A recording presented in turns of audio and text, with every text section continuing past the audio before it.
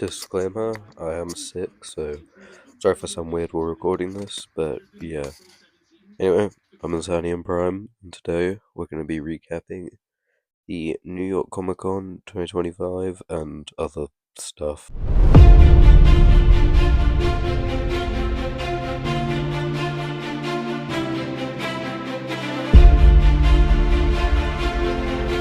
So, last week we had New York Comic Con, and that means new Transformer figures.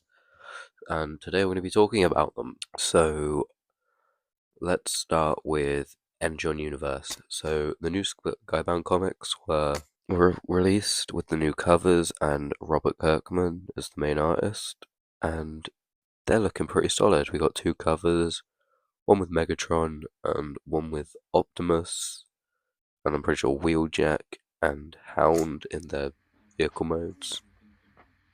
But yeah, these look amazing. So, Volume 25. I don't really collect the individual volumes, but I do collect the hardcovers. I need to get the third hardcover, Combine Chaos, and Dividing Conquer when it comes out in December. But yeah.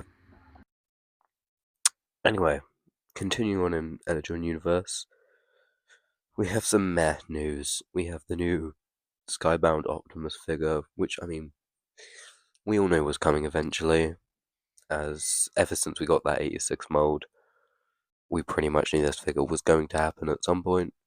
And yeah, it is a exclusive figure, but what we didn't know was it was going to be the price of the Commander and not include everything the Commander did.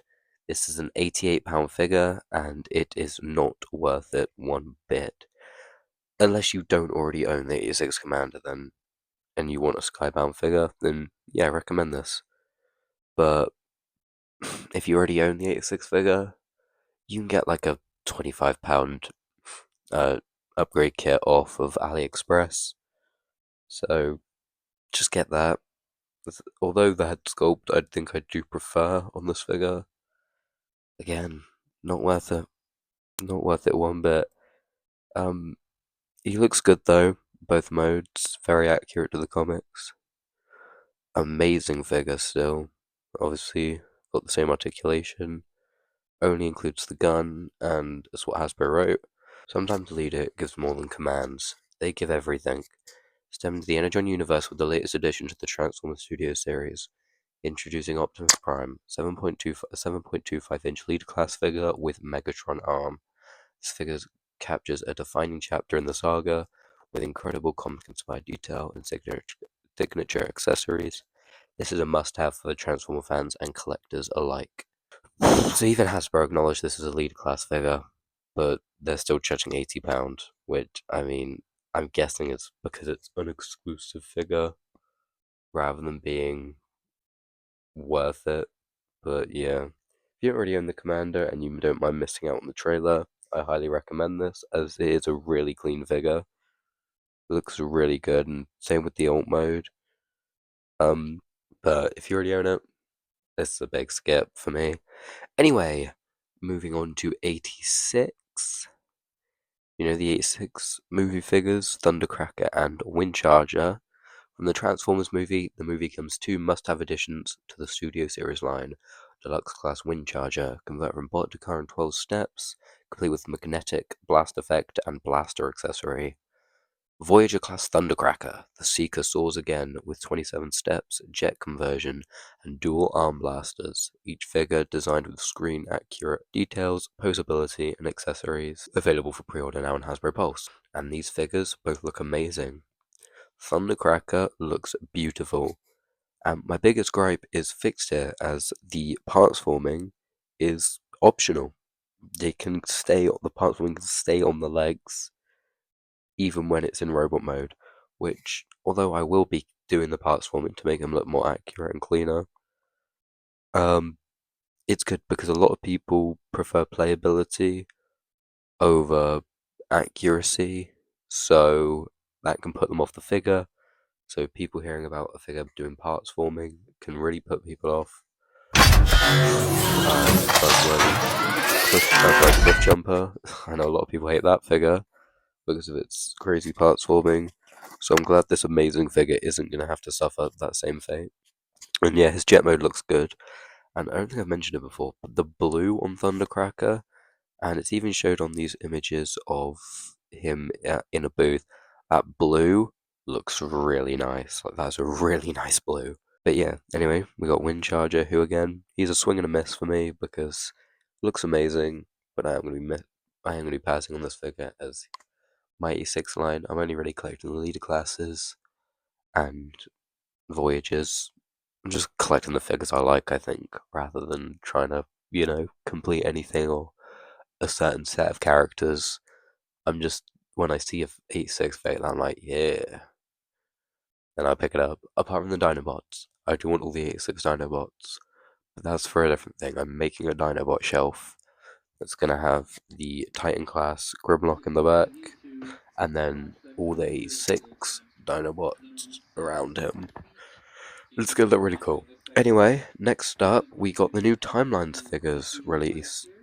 Now, starting off with the box art, the box art looks beautiful, by the way. This is probably the most beautiful box art from Hasbro I have seen in a good bit. The Japanese flag in the background with the characters. Yeah. Moving on to the renders of the figures, though. So, first of all, the Starscream. He is just a Earthrise Air Razor remold. And this, I don't know what it is, if it's the mold or something, but this figure to me, it looks off. It looks bad. I don't know what it is, but big miss for me on this figure. But if you like it, then you like it, and I can understand that. Next up is the Timelines Optimus, who definitely looks better. I really like the Shogun, like samurai look on him. He does look good in that. But again, something seems off. I think it's the legs. He's kind of got like chicken legs. And I do not like it. But hey, this is a good figure, but I'm not buying this back. Um, the alt mode for Optimus looks good, I think. Very good. That bull and cart, I think it looks really nice. Starscream's just that air raider mold again, so guys know what to expect. Moving on to the rest of the 86 leaks. At the booth, we got some more looks at the new Studio Series figures. So here we have Soundwave, who again looks really good, and this guy's definitely going to be a pickup. We also got his cassette mode, his cassette player mode with the cassettes, which again look beautiful. And also we get to see the back of Nemesis Prime. And it's just the AoE Prime repainted, so not much there. But yeah, if you guys want to see the back of him, there you go.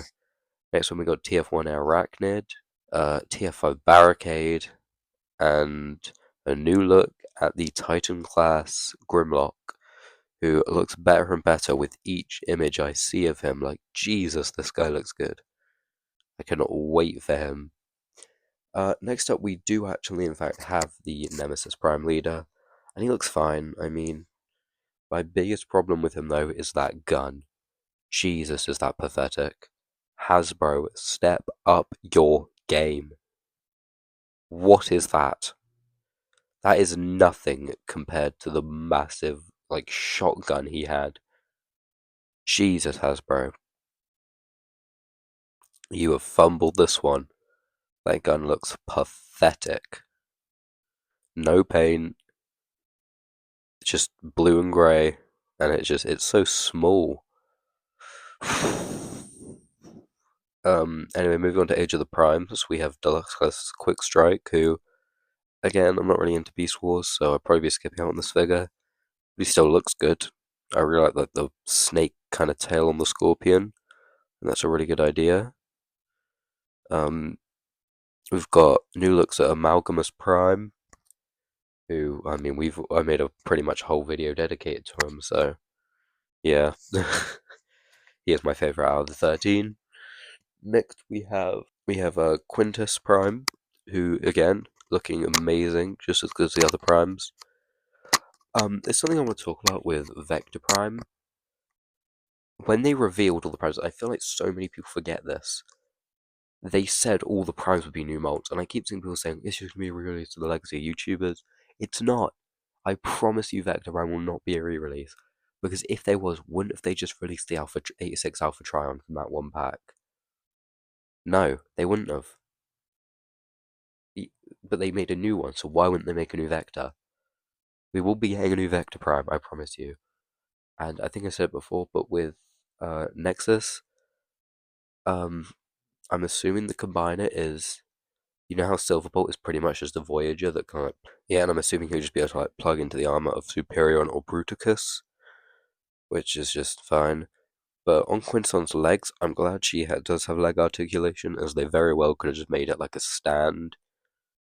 But it's good to see she does have the same articulation as the other primes. And we also got this lovely image of all the primes together so far, and they look amazing all together. Like the colors complement each other lovely, all the size difference, just mwah. Well, I really like that setup. I wish they had Alpha Trion next to Primer, and then Solus on the other side, so it's two Deluxes, Deluxe, Voyagers in the middle, and then Leaders at the back. But hey, that's just me. That's just my weird organizing. But yeah, so all the primes are looking beautiful so far, and I cannot wait to see what the future has to come. Carrying on with Age of the Primes, we got the new images of the Leader Class Big Convoy and the Leader Class Razor Claw. We also got the Deluxe Junkion Jalopy and Animated Rekgar, and then new images of Blastoff and Brawl, which I cannot wait for. Like, these figures are looking amazing, and I just cannot wait to have them in hand. Because yeah, they look beautiful, and the Brawl and seeing Blastoff in his vehicle mode finally, he looks so nice, and I cannot wait to have him in hand. And same with Brawl. Anyway, is that it?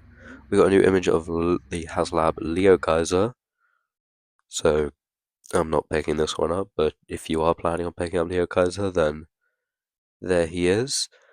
And we also got new retro figures, Outback and Wheelie, which Wheelie is just a repaint of the 86 Wheelie, and Outback is just a repaint of the 86 Cog with a new head sculpt, I think. So these figures are just repaints, pretty much, but if you're really into the retro line, then they do look good. So, yeah. Anyway, I think I've recapped nearly everything I've got here, and I hope you guys enjoyed this. Yeah, like and subscribe, and remember, transform and roll out.